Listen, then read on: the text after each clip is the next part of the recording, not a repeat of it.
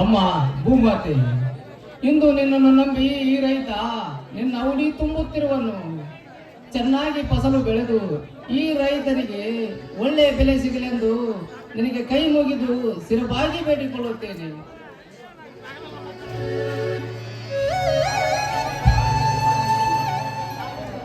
ತಾಯಿ ಭೂಮಾತೆ, ಮಳೆಯಿಲ್ಲದೆ ಬೆಳೆಯಿಲ್ಲದೆ ಕಾರಣಕ್ಕಾಗಿ ಅದು ಎಷ್ಟೋ ಜನ ಬೆಂದು ನೊಂದು ಬೀದಿಯಲ್ಲಿ ಭಿಕ್ಷೆ ಬೇಡುವಂತೆ ಇದೆ ತಾಯಿ. ಈ ರೈತನ ಬಾಳು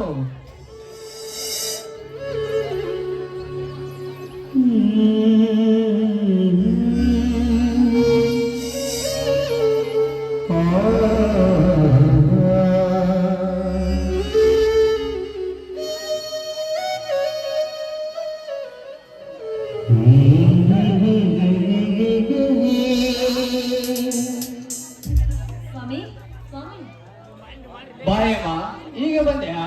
ಹೌದು ಸ್ವಾಮಿ, ಈಗ ತಾನೇ ಬನ್ನಿ.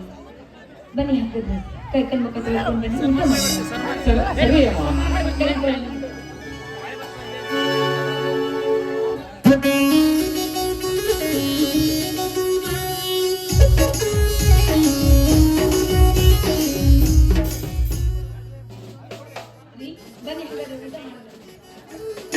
ಏಮ, ನಿಂದು ಊಟ ಆಯ್ತಾ? ಆಯ್ತು ಸ್ವಾಮಿ, ನಂದು ಮನೆಯಲ್ಲಿ ಆಯ್ತು. ಏಮ, ಎಷ್ಟೊಂದು ಸುಳ್ಳು ಸಲಿತಾ ಹೇಗೆ ಹೇಳ್ತಿರುವಲ್ಲ ನೀನು? ಸ್ವಾಮಿ, ನಾನು ನಿಮಗೆ ಸುಳ್ಳು ಹೇಳ್ತಾ ಇದ್ದೀನ? ಇಲ್ಲ ರೀ, ನಾನು ಸತ್ಯವನ್ನ ಹೇಳ್ತಾ ಇದ್ದೀನಿ. ನಿಜವಾಗ್ಲೂ ನಾನು ಊಟ ಮಾಡಿ ಬಂದಿದ್ದೀನಿ. ಏಮ, ಒಂದು ಸಾರಿ ನನ್ನ ಕಣ್ಣಿನಲ್ಲಿ ಕಣ್ಣಿಟ್ಟ ಹೇಳು. ಸ್ವಾಮಿ, ಮನೆಯಲ್ಲಿ ಹಿಟ್ಟು ಸ್ವಲ್ಪ ಇತ್ತು. ನಿಮಗೋಸ್ಕರ 4 ರೊಟ್ಟಿ ಮಾಡ್ಕೊಂಡು ಬಂದಿದ್ದೀನಿ. ನಾನೇನಾದ್ರೂ ಊಟ ಮಾಡಿದ್ರೆ ದುಡಿಯುವ ನೀವು ನಿಮ್ಮ ಹೊಟ್ಟೆಯಲ್ಲಿ ಹೊಟ್ಟೆ ಆಗತ್ತೆ ಅಂತ ನಾನು ಊಟ ಮಾಡಿಲ್ಲ ಸ್ವಾಮಿ. ಏಮ, ಎಂತ ಸದ್ಗುಣ ಸತಿ ಬಂದಿಯೇ ನೀನು ನನ್ನ ಬಾಳೆ. ನೀನು ಬರೀ ಸತಿ ಅಲ್ಲ, ನನ್ನ ಜೀವನದ ಜ್ಯೋತಿ. ಬಾಯಮ್ಮ ಬಾ, ನಾನೇ ನನ್ನ ಕೈಯಾರ ನಿನಗೆ ತುತ್ತು ಮಾಡಿ ಮೋಸುವೆ. ದುಡಿಯುವರು ನೀವು ಹೊಟ್ಟೆ ತುಂಬಾ ಊಟ ಮಾಡಿ ಸಂತೋಷವಾಗಿದ್ರೆ ನನಗಷ್ಟೇ ಸಾಕು. ಬನ್ನಿ, ಊಟ ಮಾಡೋಣ. ಏಮ, ಮೈ ಮೇಲೆ ತುಂಡು ಬಟ್ಟೆ ಇಲ್ಲದಿದ್ದರೂ ಈ ದೊರೆಯಲ್ಲಿ ಬದುಕಬಹುದು. ಆದರೆ ತುತ್ತು ಅನ್ನ ಇಲ್ಲದಿದ್ದರೆ ಹಸಿದ ಒಡಲು ಕುಸಿದ ಗೋವಿ ಮಡಿಲು ಸೇರುವುದು ಖಂಡಿತ. ಏಮ, ಖಂಡಿತ. ಸ್ವಾಮಿ, ಕೆಲಸ ಮಾಡಿ ಸುಸ್ತಾಗಿರ್ತ ಮತ್ತು ಊಟ ಮಾಡುವಂತ ಬನ್ನಿ. ಏಮ, ಏನೇ ಆಗಲಿ ನೀನು ನನ್ನ ಹರಿದಾಗಿನಿ. ಎಂತ ಸದ್ಗುಣ ಸತಿ ಬಂದಿ. ಇದು ಒಂದು ತುತ್ತಿನಲ್ಲಿ ಅರಿದಿ ತುಂಬೋಣ. ಬಾ ಹೇಮ ಬಾ, ನೀನು ಬರೀ ಸತಿ ಅಲ್ಲ, ನನ್ನ ಜೀವನದ ಜ್ಯೋತಿ. ಬಾ ಹೇಮ ಬಾ, ನಾನೇ ನನ್ನ ಕೈಯಾರೆ ನಿನಗೆ ತುತ್ತು ಮಾಡಿ ಉಣಿಸುವೆ.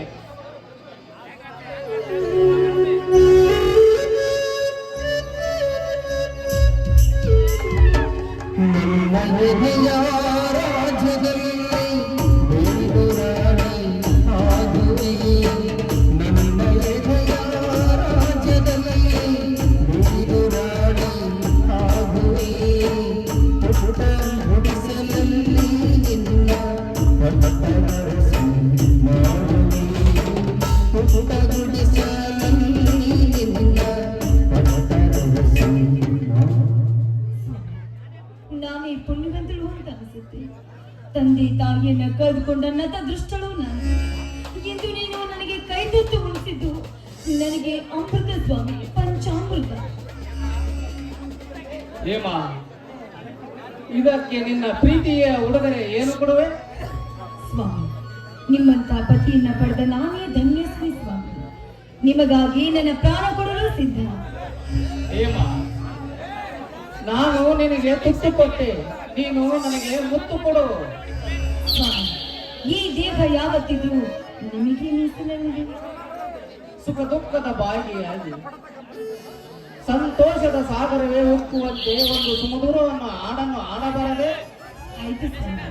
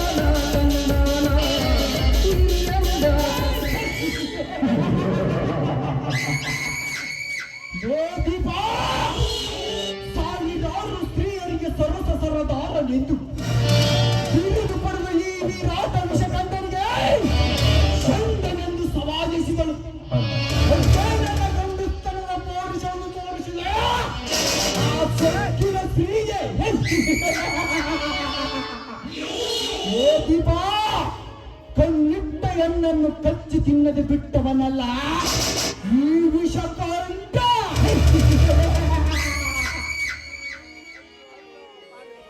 ಏ ಪಾಪಿ, ಕೊನೆಗೂ ಈ ನನ್ನ ಶೀಲವನ್ನು ಈ ರೀತಿ ಸುಟ್ಟು ಹಾಕ್ಬಿಟ್ಟೆಲ್ಲ ನೀನು.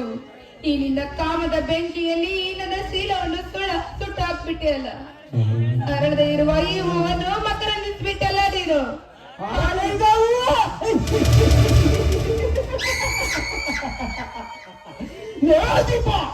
ದೇವರ ಮುಡಿ ಅಲಂಕರಿಸಬೇಕಾದ ಈ ಹೂ ಮಸನವಾಗಿದೆ ಇಂದಿನಿಂದ ಈ ನಿನ್ನ ಬಾಳ. ಲೋ ಕಿರತಕ, ನಿನ್ನ ಮಾತು ಹಾಗೆ ಸುಮ್ಮನೆ ಬಿಡೋದಿಲ್ಲ. ನಿನ್ನ ಸಾವು ಸಮೀಪಿಸಿದಂತ ತೆಗೆದುಕೋ. ನಿನಗಿನ್ನೂ ಮತ್ತನ ದಾರಿಯೇ ಸೂಕ್ತ. ನಿನ್ನ ಮೊದಲು ನೀನು ಹೆಣ್ಣು, ನಾನು ಗಂಡು. ನನ್ನ ಎದೆಯ ಶರ್ಟನ್ನು ಹಿಡಿಯುವಷ್ಟು ನಿನಗೆ ಧೈರ್ಯ ಏನೆಲೆ? ನಿನ್ನನ್ನು ಸುಮ್ಮನೆ ಬಿಟ್ಟರೆ ಮುಂದೆ ನನಗೆ ಅಪಾಯ. ನೀನು ಬದುಕಲೇಬಾರದು. ಸೇರು ಸಾವಿನ ಸೆರೆಮನೆಗೆ.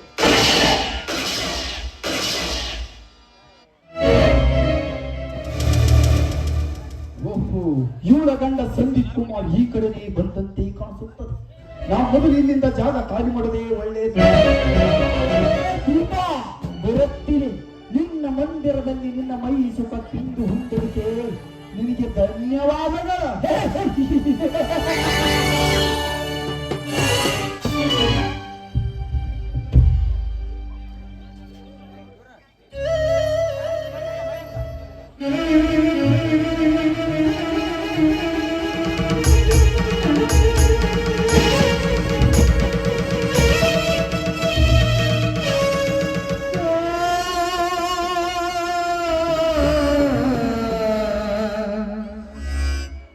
ದೀಪ, ಏ ದೀಪ, ಯಾಕೆ ಏನಾಯ್ತು? ಸಂದೀಪ್, ಏನಂತ ಹೇಳಲಿ ಸಂದೀಪ್, ಏನಂತ ಹೇಳಲಿ? ನಿನಗೆ ದಕ್ಕಬೇಕಾದ ದೀಪ ಎಂಬ ಹಾಲು ವಿಷದ ಸರ್ಪದ ಪಾಲಾಗಿ ಹೋಯ್ತು ಸಂದೀಪ್. ವಿಷ ಸರ್ಪದ ಪಾಲಾಗಿ ಹೋಯ್ತು. ದೀಪ, ಇದೇನು ಹೇಳುತ್ತಿರುವೆ ನೀನು? ಇದೇನಿದು ರಕ್ತ? ಏನಾಯ್ತೆಂದು ಬೇಗ ಹೇಳು ದೀಪ, ಹೇಳು. ಸಂದೀಪ್, ನನ್ನ ಶೀಲವನ್ನು ಹಾಳು ಮಾಡಿದ ಆ ಬಣ್ಣ, ಆ ಪಾಪಿ. ದೀಪ,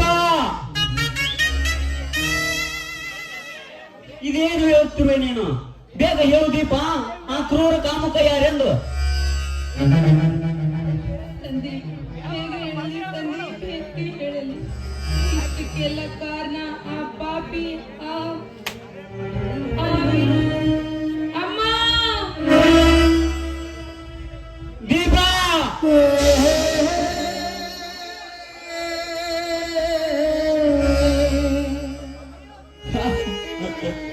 ದೀಪ, ನಿನ್ನ ಚೀಲ ಗೆಡಿಸಿದ ವ್ಯಕ್ತಿ ಯಾರೆಂದು ನನಗೆ ತಿಳಿಸದೆ ಈಗ ಲೋಕ ತೇಜಿಸಿ ಹೋದೆಯಾ? ಈಗ ನೀನಿಲ್ಲದೆ ನಾನು ಹೇಗೆ ಬಾಳೆ ಬದುಕಲಿ ದೀಪ, ಹೇಗೆ ಬಾಳೆ ಬದುಕಲಿ?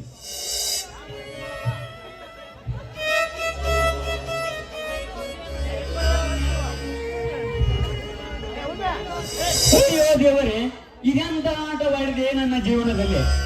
ನನ್ನ ಮನೆ ಬೆಳಗಬೇಕಾದ ದೀಪಾಳ ಬಾಳು, ನನ್ನ ಮನೆ ಬೆಳಗಬೇಕಾದ ದೀಪಾಳ ಬಾಳು ಬಿರುಗಾಳಿ ಬೀಸಿದಂತಾಯ್ತು. ಇಲ್ಲ, ನನ್ನ ದೀಪಾಳ ಬಾಳು ಹಾಳು ಮಾಡಿದವ್ರಿಗೆ ಕೊಳ್ಳಿ ಇಟ್ಟಾಗಲೇ ನನ್ನ ದೀಪಾಳ ಆತ್ಮಕ್ಕೆ ಶಾಂತಿ. ಇದೇ ಈ ಸಂದೀಪನ ಶಪಥ.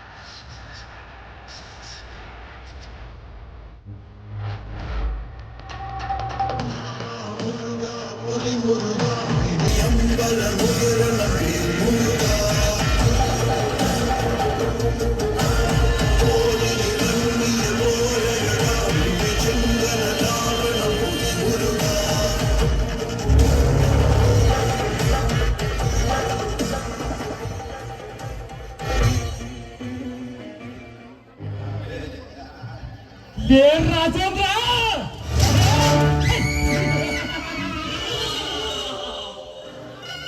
ನಾನಾಡುವುದು ಕೇಳಿದರೆ ಇಡೀ ಭೂಮಂಡಲವೇ ಗಡಗಡ ನಡುಗುತ್ತದೆ. ಅಂತರಲ್ಲಿ ನೀನು ನನ್ನ ಬಳ್ಳ ಬಂಗನೆಗೆ ಬಂದ ನನ್ನ ಎದೆಗೆ ಗೊತ್ತು ನಿಂತು ಚಕ್ಕುಂಟ ಚೀರಾಡಿ ಆರಾಡಿ ಓದೆಯಲ್ಲ ಮಗನೇ. ಇದರ ಪ್ರತೀಕಾರವಾದ ಸೇನ ನನ್ನ ಹೃದಯ 10-50 ಪ್ರದೇಶದಲ್ಲಿ ಸೂರ್ಯ ಪ್ರಕಾಶವಂತೆ ಪುಟಿದದ್ದು ಸ್ಪರ್ಶಿಸುತ್ತದೆ. ಲೇ ರಾಜೇಂದ್ರ,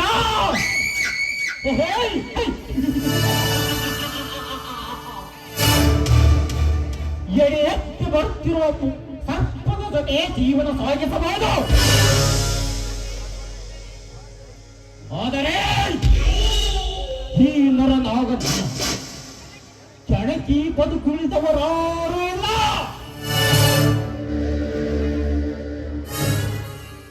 ಇದೇ ಈ ನರನಾಗ ಕೊಡುತ್ತಿರುವ ಕಠೋರ ಸಂದೇಶ.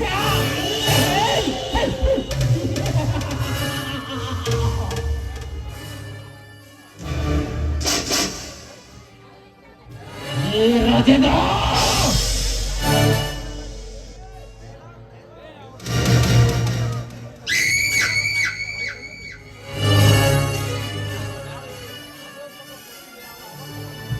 ಶರಣಮ್ಮ ಮೂಲಿ ಸಾಕಿನ ಸಾಲ್ಬಾಯಿ ನರಂತನ ಪಾತ್ರ ಮಾಡಿದಕ್ಕೆ ಹನುಮಗೌಡ ಮಾಲಿಪಟ್ಲಿ ಅವರಿಗೆ ಒಂದು ಬೆಳ್ಳಿ ಚೇನ 501 ರೂಪಾಯಿ ಕೊಟ್ಟಿರ್ತಾರೆ. ಅವರೇ ಸ್ವೀಕರಿಸ್ತಾರೆ.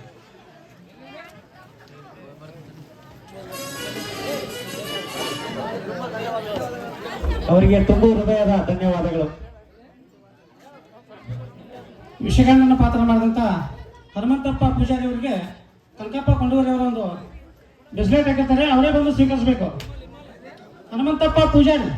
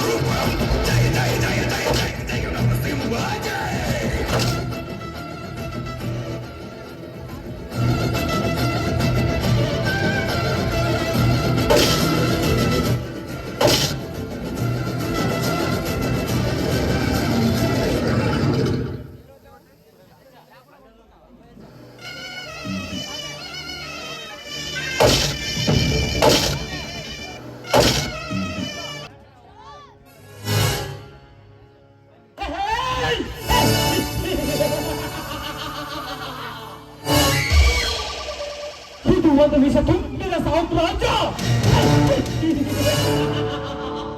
ಈ ಸರ್ಪದ ಸಾಮ್ರಾಜ್ಯಕ್ಕೆ ಈ ನರನಾಗಲೇ ಸಾಮ್ರಾಜ್ಯ.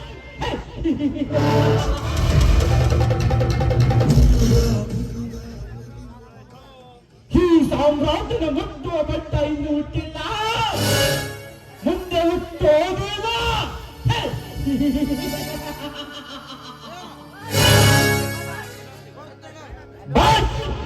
ನನ್ನ ದೃಷ್ಟಿ ತಪ್ಪಿ ಹುಟ್ಟಿದರೆ ಅವರ ಘಟ ಹೋಲಿಸಿ ಹರಿಶ್ಚಂದ್ರ ಕೋಟಿಗೆ ಅವರನ್ನು ಸೊಟ್ಟು ಭಸ್ಮ ಮಾಡಿ ಅರೆಗೆ ಧರಿಸಿಕೊಳ್ಳುವುದೇ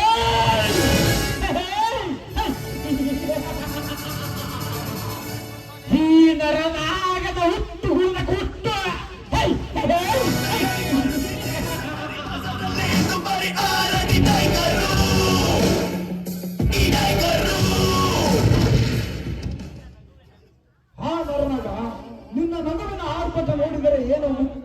ಮೂಲ ಕಾರಣವೇ ಇರಬಹುದು.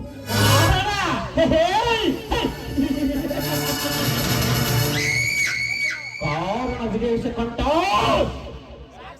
ಅದು ಮುಖ್ಯವಾದ ಕಾರಣವಿದೆ. ಕಾರಣವಿಲ್ಲದೆ ನಗುವವನಲ್ಲ ಈ ನರನಾಗ. ಅದೇನು ಕಾರಣವೆಂದು ಹೇಳಿದರೆ ಅದನ್ನು ಕೇಳಿ ನಾನು ಕೂಡ ಸಂತೋಷ ಪಡುತ್ತೇನೆ. ಹೇಳುತ್ತೇನೆ ವಿಷಕಂಠ, ಹೇಳುತ್ತೇನೆ, ಧಾರಾಳವಾಗಿ ಹೇಳುತ್ತೇನೆ. ಆದರೆ ಸಮಯ ಸಂದರ್ಭ ನೋಡಿಕೊಂಡು ಹೇಳುತ್ತೇನೆ. ಆಗ ಆ ಸಂತೋಷದ ಸಮಯಕ್ಕೆ ನಗುವಿನಲ್ಲಿ ಸಚ್ಚು ಮುಂದೆ ನಿರ್ಮಿಸೋಣವಂತೆ. ಆ ಸಂತೋಷದ ಸುದ್ದಿ ಆದಷ್ಟು ಬೇಗನೆ ಧಾವಿಸಿ ಬರಲೆಂದು ಆಶಿಸುತ್ತೇನೆ. ಹಾ ವಿಷಕಂಠ, ಒಟ್ಟಿಗೆ ಸೇರಿ ಒಂದು ಕಪ್ ಈ ಸೇವಿಸೋಣವೇ? ಆಗಲಿ ನರನಾಗ. ತಲಾಟೆ, ಲೇ ತಲಾಟೆ, ಶುರುವಾತ್ ನೋಡಿ ಮಕ್ಕಳದ ಗಲಾಟೆ ಇನ್ನ ಲೇ ತಲಾಟೆ, ಇಂದು ನನಗೆ ತಲೆ ಕೆಟ್ಟಿದೆ. ಹೋಗಿ ಒಂದು ಕಪ್ ಟೀ ಮಾಡಿಕೊಂಡು ಬಾ, ಹೋಗೋ. ಆದ್ರೆ ದನರ ಏನು ಟೀ ಏನ ಕಾಫಿ ಕೂಡ ಚಂದ ಏನ ಟೀ ಕುಡಕ್ಕೆ ಕಾಫಿ ಚಂದ. ಲೇ ತಲೆ ಅರಟೆ ತಲಾಟೆ, ಹೋಗಿ ಖಾರದ ಪುಡಿ ಹಾಕಿಕೊಂಡು ಬಾ, ಹೋಗಲೇ ಹೋಗ. ಆಯ್ತು ಬಿಡ ದನರ, ನಮ್ಮ ಅಪ್ಪನ ಮನೆಗೆ ಎಲ್ಲ ಗಂಟು ಹೋಗಿತ್ತು ಅಕ್ಕ ಬರ್ತೀನಿ ಹೋಗಿ. ಹೋಗಲಿ ಬಿಡು ನರನಾಗ, ಅಷ್ಟೇಕೆ ಕೋಪ ಮಾಡಿಕೊಳ್ಳುತ್ತೀಯ?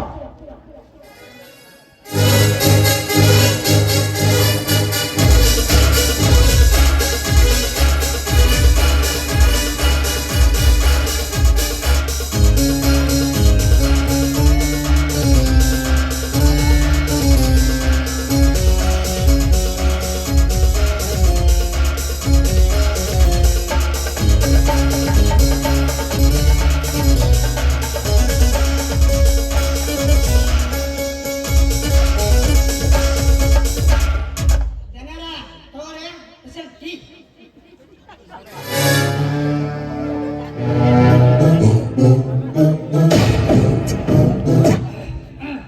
ಏ ತಲಾಟೆ, ಯಪ್ಪ ಏನಾಗ್ತಿದೆ? ಚಹಾದಲ್ಲಿ ಖಾರ ಪುಡಿ ಹಾಕಿಕೊಂಡು ಬಂದಿರಲಿಲ್ಲ ಮಗನೇ?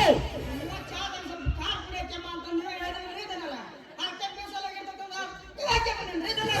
ಯಾವ ತಲಾಟಿ? ನಿಮ್ಮ ತಲೆ ಒಂದು ಕೊಟ್ಟು ವಿಷ ಹಾಕಿಕೊಂಡು ಬಾ ಎಂದು ಹೇಳುತ್ತಾನ. ಹಾಕಿಕೊಂಡು ಬರ್ತೇನೆ ಮಗನೇ, ಅಲ್ರಿ ಸಾವುಕಾರ, ನಮ್ಮ ಸಾವುಕಾರ ಶಿವ ಮಾಡಕ್ಕೆ ಬಂದೀನಿ. ನಮ್ಮ ಸಾವುಕಾರ ಏನ್ ಹೇಳ್ತಾರ ಅದು ಮಾಡೋದು ನಮ್ ಕರ್ತವ್ಯ ಯಜಮಾನ್ರೆ. ಲೇ ನಾಯಿ ಮುಚ್ಚ ಬಾಯಿ, ಬಾಯಿ ಹಾಕಿ ಮುಚ್ಚಿದೆ. ಯಪ್ಪ ಸಾವುಕಾರ ನೀವೇ ಹೇಳೋಣ್ರಿ, ಅದಕ್ಕೆ ಬಾಯಿ ಮುಚ್ಚಂತಂದ್ರೆ ಅದಕ್ಕೆ ಮುಚ್ಚಿದ್ಯಾ? ಹೆಚ್ಚಿಗೆ ಮಾತನಾಡಿದರೆ ನಿಮ್ಮ ತಲೆ ಬೆರಡೆ ಬಿಚ್ಚಬೇಕಾಗುತ್ತದೆ. ಎತ್ತರ. ಯಪ್ಪ ತಪ್ಪಾತ್ರಿ ದನರ, ತಪ್ಪಾಯ್ತು.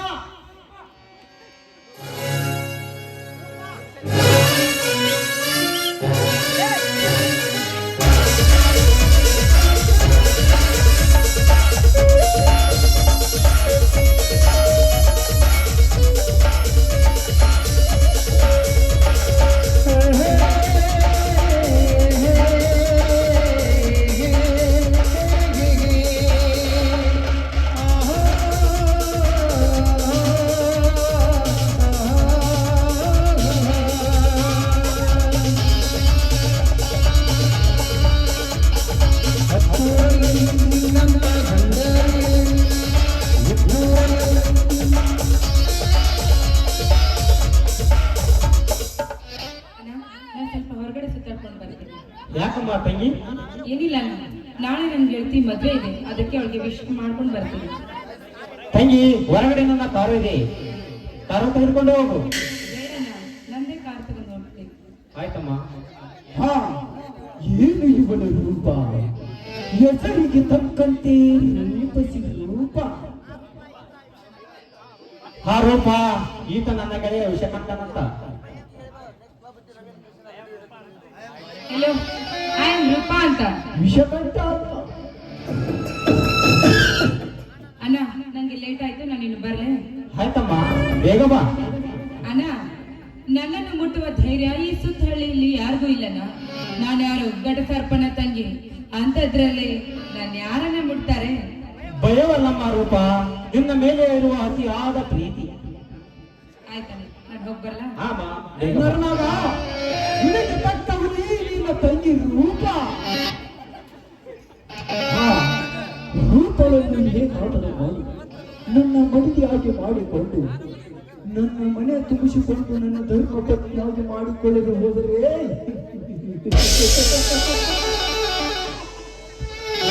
ವಿಷಕಂಠ, ಏ ವಿಷಕಂಠ, ಏನೋ ವಿಚಾರ ಮಾಡುತ್ತಿದ್ದಂತೆ ಕಾಣುತ್ತಿದೆ ಅಲ್ಲ. ಏನಿಲ್ಲ ನರನಾಗ, ನಾನು ಬರುತ್ತೇನೆ. ಹೋಗುವಂತೆ ವಿಷಕಂಠ, ನಿನಗಾಗಿ ಒಂದು ಪುಟ್ಟ ಪಾರ್ಟಿಯನ್ನು ಅರೇಂಜ್ ಮಾಡಿರುವೆ. ಮಲಾಟಿ, ಏ ಮಲಾಟಿ, ಏನಾಯ್ತು ಇಷ್ಟು ಆಕ್ಚುಲಿ ಹೇಳ್ತೀರಿ? ಏನಿಲ್ಲಲೇ, ಒಂದು ಪೆಗ್ ಡ್ರಿಂಕ್ಸ್ ತೆಗೆದುಕೊಂಡು ಆ ಡ್ಯಾನ್ಸರ್ ಕರೆದುಕೊಂಡು ಬಾ, ಹೋಗಲೇ. ಆಯ್ತು ನಾನು ಕರ್ಕೊಂಡ್ಬರ್ತೀನಿ.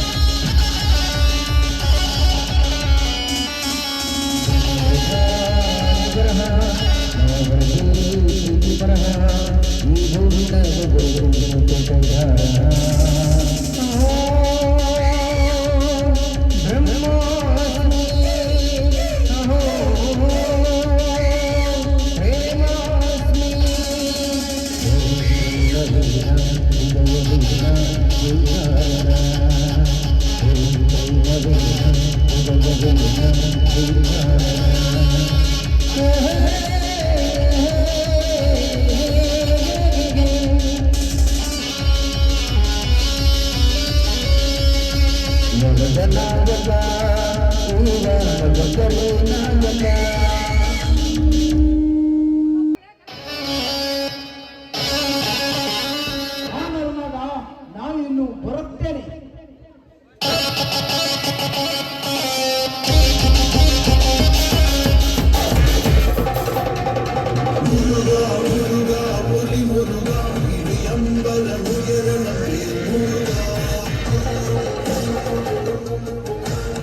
ಹೋಗುವೆ, ಹೋಗು ಹೋಗು ವಿಷಕಂಠ, ಹೋಗು. ನೀನು ಹೋಗುವುದು ನಿನ್ನ ಅರಮನೆಗಲ್ಲ, ನರಕದ ಮನೆಗೆ.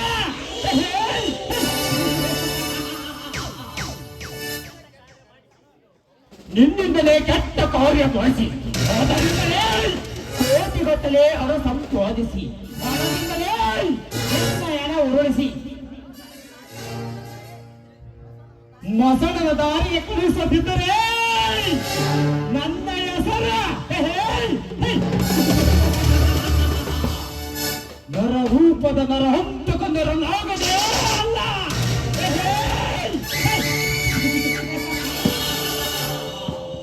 ಲೇ ತಲಾಟಿ, ಹೇಳ್ರಿ ಜನರ, ಹಾಕಲೇ ಇದಕ್ಕೊಂದು ಹೊಸ ಪ್ಲಾನ್.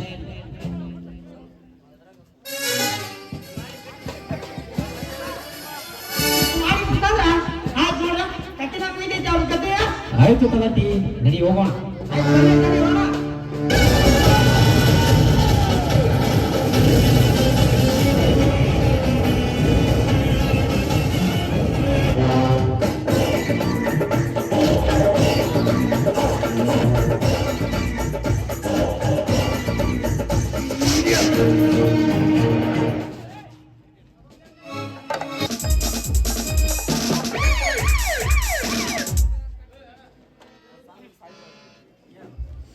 ಅನ್ಯಾಯ, ಬರೀ ಅನ್ಯಾಯ. ಎಲ್ಲಿ ನೋಡಿದ್ರು ಅನ್ಯಾಯ, ಅತ್ಯಾಚಾರ ತುಂಬಿದ ಈ ಪುಣ್ಯ ಭರತ ಭೂಮಿಯಲ್ಲಿ ನಾವು ಎಷ್ಟೇ ನಿಷ್ಠೆಯಿಂದ ಕಾರ್ಯನಿರ್ವಹಣೆ ಮಾಡಿದರೂ ನಮ್ಮಂತ ದಕ್ಷ ಅಧಿಕಾರಿಗಳಿಗೆ ಬೆಲೆ ಎಲ್ಲಿದೆ ಈ ಸಮಾಜದಲ್ಲಿ? ಅದಕ್ಕಾಗಿ ನಾನೊಂದು ನಿರ್ಧಾರಗೈದಿರುವೆ. ನನ್ನ ಪ್ರೀತಿಯ ದೀಪಾಳನ್ನು ಕೊಲೆಗೈದ ಕೊಲೆಗಡಿಕರನ್ನು ಕಂಡು ಹಿಡಿದು ಶಿಕ್ಷೆ ಪಡಿಸಲು ಪುಡಿರವಡಿಗಳಿಗೆ ಪೂರ್ತಿ ಪೊಲೀಸ್ ನಾನಾಗಿ ನನ್ನ ಸೇವೆ ತೀರಿಸಿಕೊಳ್ಳಲೇಬೇಕು. ಇಂದಿನಿಂದ ನಾನು ಬಡವರ ಪಾಲಿಗೆ ಬಂದು ದೀನ ದಲಿತರ ಪಾಲಿಗೆ ಸಿಂಧು, ಕಿರಾತಕರಿಗೆ ಕಂಗೆಟ್ಟ ಕಾಟಿ.